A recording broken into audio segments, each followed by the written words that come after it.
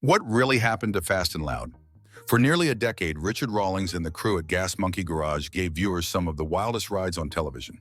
It wasn't just a car show, it was a mix of chaos, creativity, and pure adrenaline that kept millions hooked.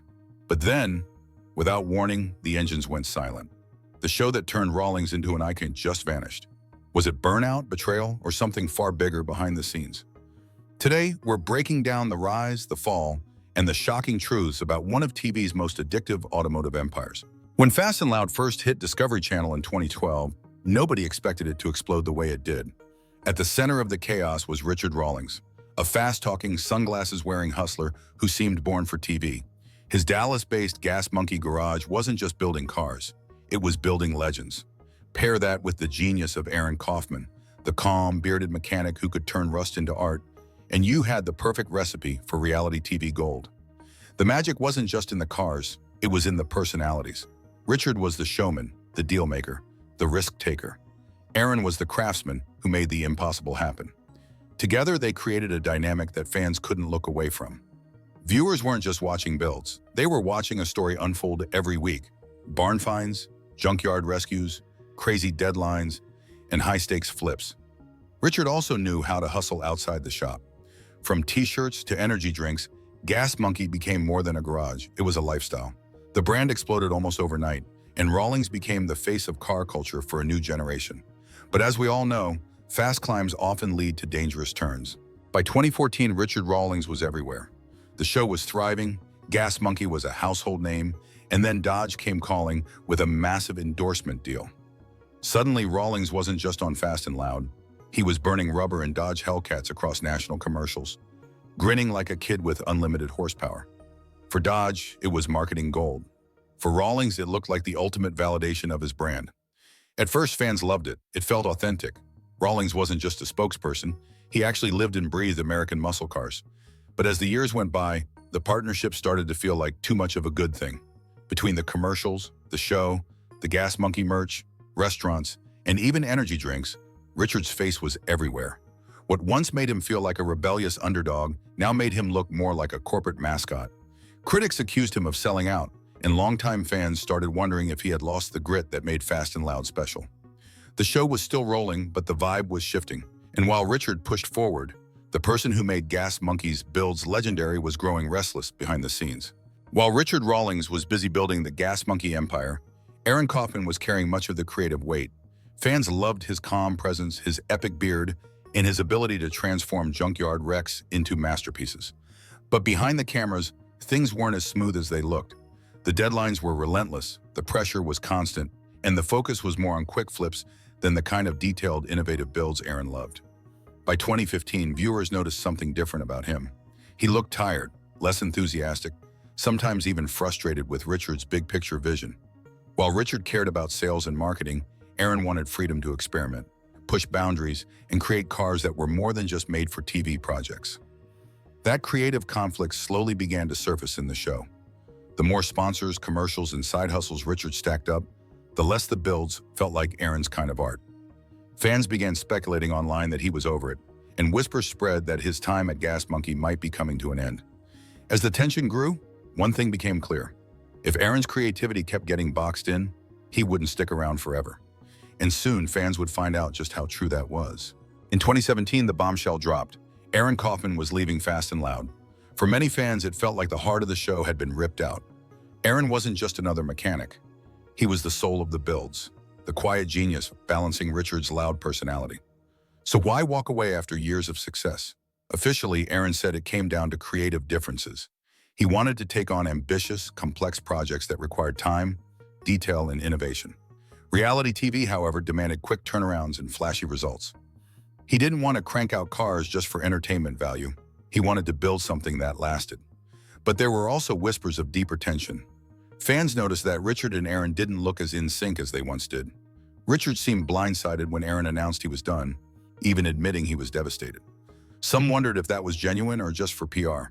Either way, the chemistry that made the show special was gone. Aaron moved on to launch his own series, Shifting Gears, where he could work his way at his pace. For Fast and Loud, though, the loss was a turning point. Without Aaron, the show had to reinvent itself, and Richard had to prove he could carry it alone. Even before Aaron's official departure, Richard Rawlings was already looking ahead. In 2016, he pitched a brand new show to Discovery, Garage Rehab. The concept was simple: take struggling auto shops around the country and transform them into successful businesses. Think bar rescue, but with wrenches and car lifts. Richard would step in, identify problems, and rebuild not just the garage, but the entire operation. The timing of this move raised eyebrows. Fans wondered, was Rawlings already preparing for life after Fast and Loud? Or was this just another step in expanding his growing media empire? Either way, Discovery approved, and by 2017, Garage Rehab was on the air. The show proved Richard's versatility. He wasn't just a flashy car flipper. He had business savvy and could command the screen in a new format. But it also fueled speculation that Fast and Loud was losing his full attention. Could he keep both shows alive while juggling restaurants, bars, merch, and brand deals? Some fans admired the hustle. Others saw it as another sign that Richard's focus was drifting away from what made Gas Monkey special in the first place. But Rawlings wasn't slowing down. In fact, he was about to push Gas Monkey into a whole new arena.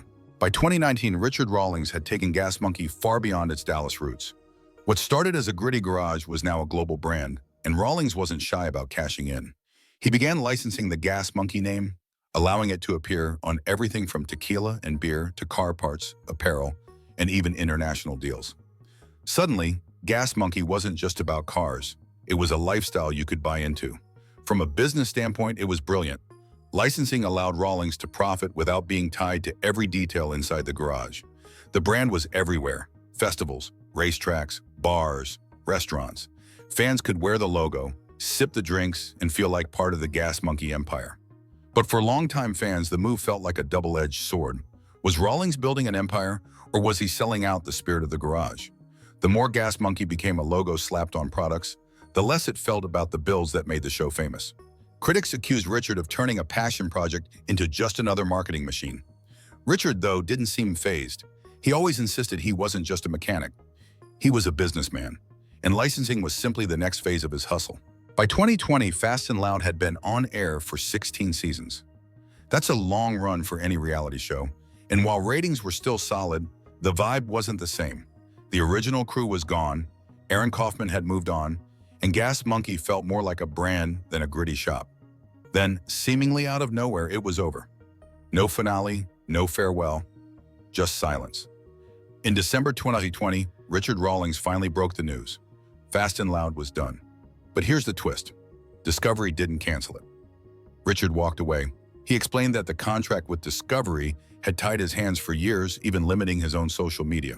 He wanted freedom, control, and the ability to shape his own future projects without network restrictions. Still, fans speculated there was more to the story. Some believed the show had run its course and become too formulaic.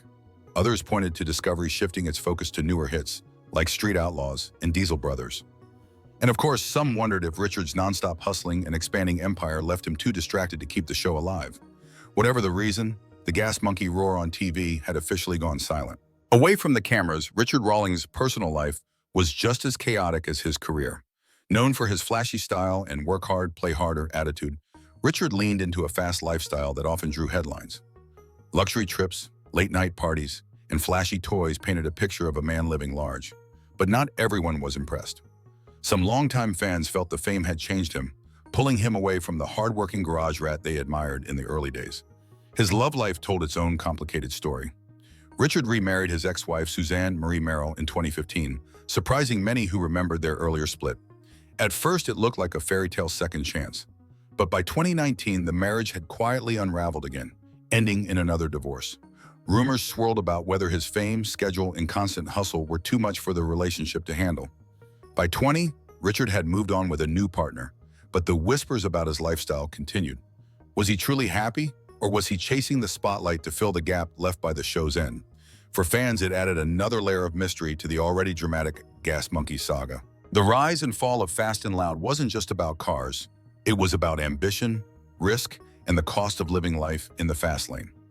Richard Rawlings built an empire, but the bigger it got, the further it drifted from its roots.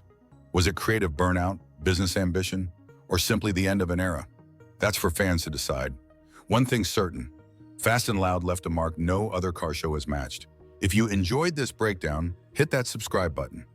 More wild stories are on the way.